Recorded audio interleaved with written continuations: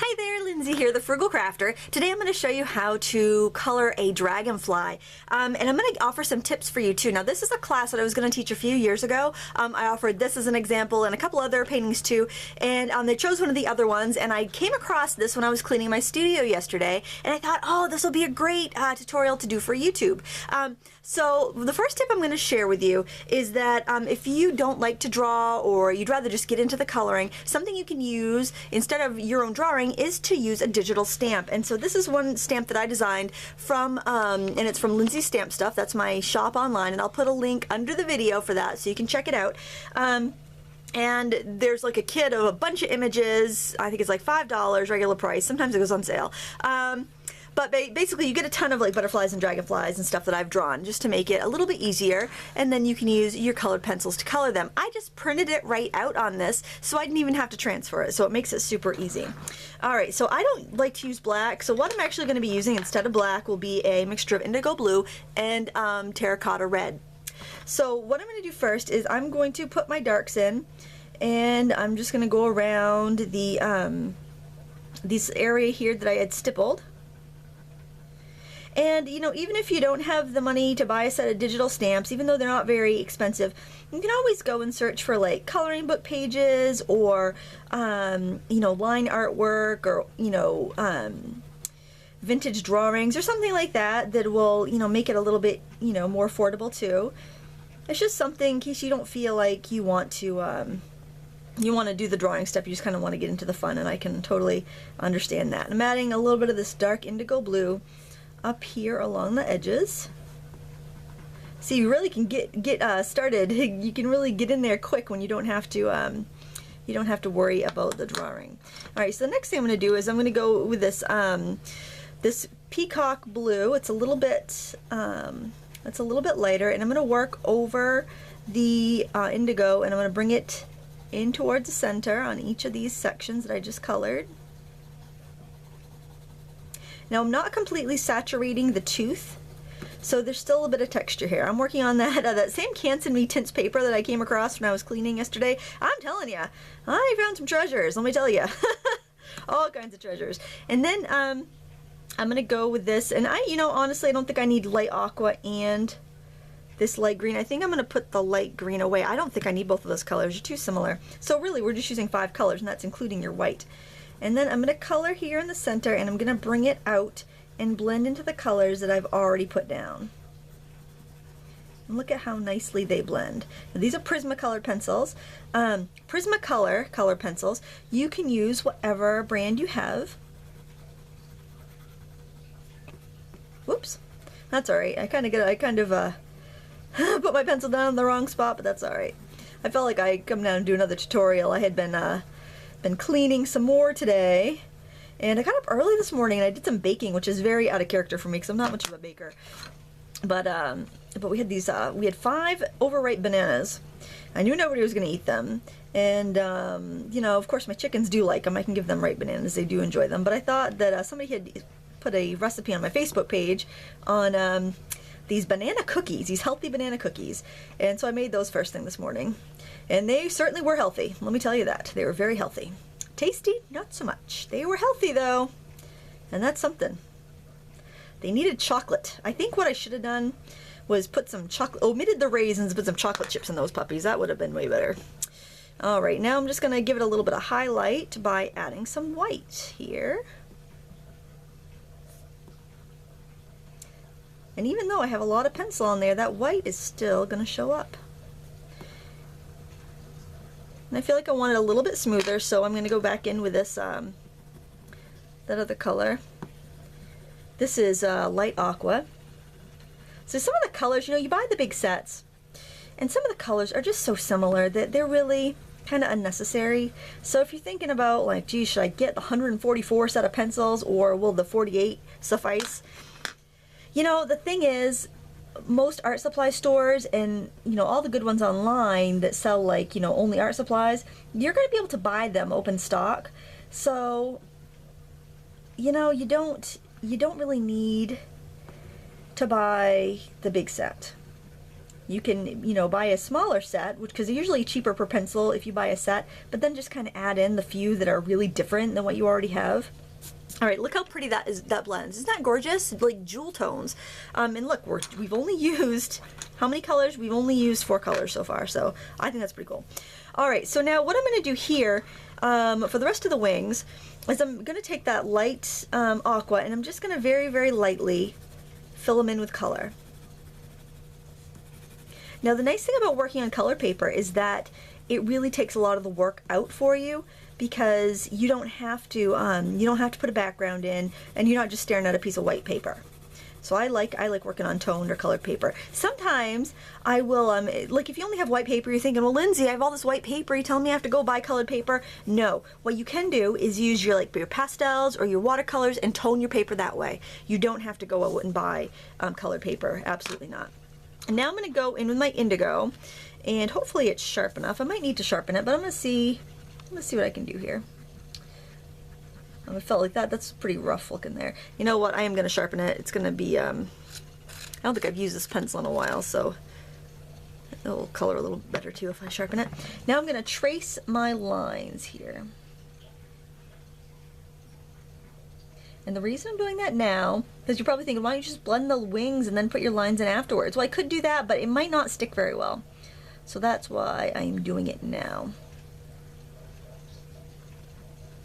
But then I'll show you what we'll do after that in a second. Maybe I could do one wing the other way, and then you could see both ways and see what way you like better. Then my wings wouldn't match. Might be a I'd have to take one for the team there. Okay, now I'm going in with my white, and I'm just going over the light aqua areas. Alright.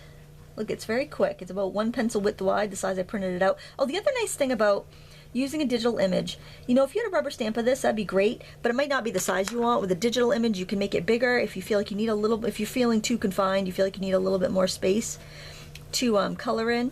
And if you want it smaller, you can make it smaller. So that's another thing about, you know, that's kind of nice about digital images. Not to mention, the purchase of them supports your favorite frugal crafter. But I don't want you to ever feel like you have to go and buy something just to do one of these tutorials.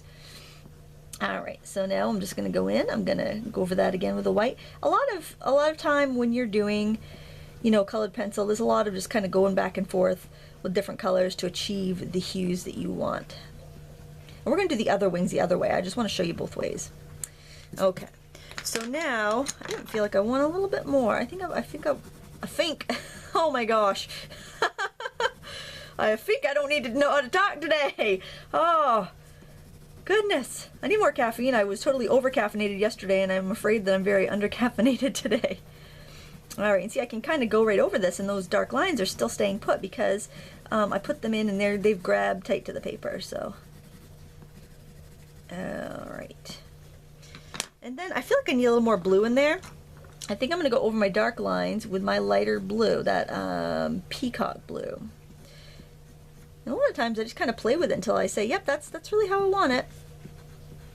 That's kind of the, you know, I mean, that's kind of what art is. It's like cooking, I guess. You just kind of add a little of this and a little of that until you get exactly what you want. And I'm going over the that dark area on the top of the wing with that as well.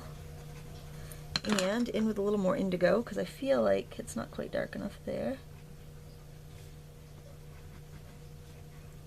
And then if I feel like I need to enhance any of those stripes again, I can go in and do that, but I don't want to get them too dark. Now, if I really want it dark up here, what I'll do is I'll go into my terracotta, and terracotta is a very orangey brown. So when that orangey brown mixes with that dark indigo, blue and orange are opposites, and look how it turns it to black. See that? It looks like I used a black pencil, but it's not going to look like a black hole in my paper because these colors are going to be more natural. We're blending them. We're making our own darks. I want to do the body too, and I think we'll go ahead and do that right now. I'm going to color it with my light aqua, everything but that middle section, and yeah, I think it will go all over the face. And so even though you have that big box of pencils, remember, you don't use them all at the same time. And remember, you don't need to buy the big box of pencils. You can buy a smaller set, like a set of 24, 48, and then you can go from there. I've been using Prismacolor since I was a child, so I have a lot. I have quite a few duplicates because, you know, I purchased a new set when I was an adult, and this was probably still, gosh, 15 years ago. And then, you know, I got extras of my favorite colors, you know, as I used them up. Let's see, and then I want to put a little of this terracotta right here in the center, okay, to kind of dull it down maybe a little bit in the eyes, just to give it a little bit of earthiness to the body, and a little bit on the tip of the face. Oh, you know what? I think our guy needs some arms. The other legs will be hidden behind the wings, I think. And let's go in. Let's add a little bit of this. Are we still in frame? Good. I have to watch out. I hope you're not getting too much shadow on there when I go in there. I wasn't thinking about that. My reveal lights kind of bit the dust, so I had to go with the CFLs, which I think are a little bit more of a daylight formulation, and I've really got to get to the store and replace them. I'm not happy with the light color from that, so my apologies. And look at that. I mean, really, what else do you need to do? I think I will add a little bit of white over the terracotta and a little bit of that blue to give it more of a green hue. And I like how you can kind of be sketchy. When you have a paper that's got a little bit of tooth on it, you can be a little sketchy with your colors, and that looks kind of nice. And colored pencil is a very, you can almost sculpt with it. You can really build up color and form much more so than you can with other media, which is it's kind of nice. Like watercolor, it's kind of like you get one shot. The colored pencil, you can keep building and growing and making it, you know, work for you. All right, so these wings, and I think I want a little bit of a shadow, just kind of on the bottom of those wings here with this other blue. All right, so the other wings, I'm going to do the other way. Let's see if we get the same results or not. So what I'm going to do, I've already put my light color in. I'm going to go ahead and go over with my white. And we had a little bit of that peacock blue too, so let's go over it with that. I want to get it, I gotta watch out that I don't get it too dark here.